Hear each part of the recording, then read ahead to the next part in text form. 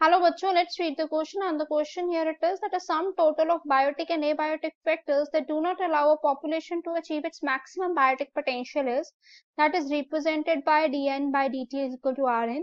called carrying capacity, known as environmental resistance and represented by this. So considering here, अगर हम यहाँ पे सबसे पहले डिस्कस कर लेते हैं की कंसेप्ट को,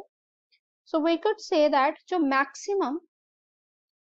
that could be here the maximum reproductive capacity के बारे में अगर हम डिस्कस करें, जो मैक्सिमम रिप्रोडक्टिव कैपेसिटी है, ठीक है, और बायोटिक पोटेंशियल है, इट इज पर्टिकुलरली रियलाइज्ड जबकि एनवायरमेंटल रिसोर्सेज जो हैं, when the environmental resources they are non limiting, ठीक है, जो वो रिसोर्सेज है वो क्या होते हैं, नॉन लिमिटिंग होते हैं, एंड कंडीशन जो है, that conditions that particularly favors, जो कंडीशन है स्टूडेंट को फेवर करती है मिनिमम मॉर्टेलिटी को, minimum mortality,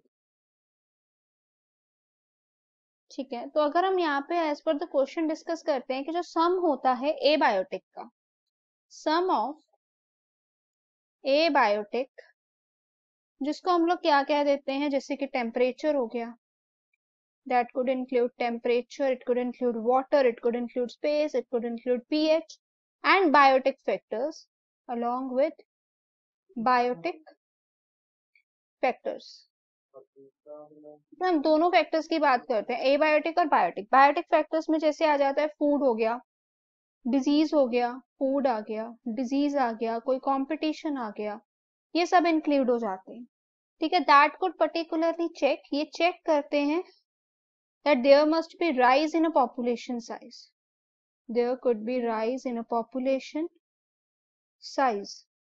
and that could also prevent, and ये क्या करते हैं, prevent करते हैं species to, prevent करते हैं species to क्या कि वो realize करें,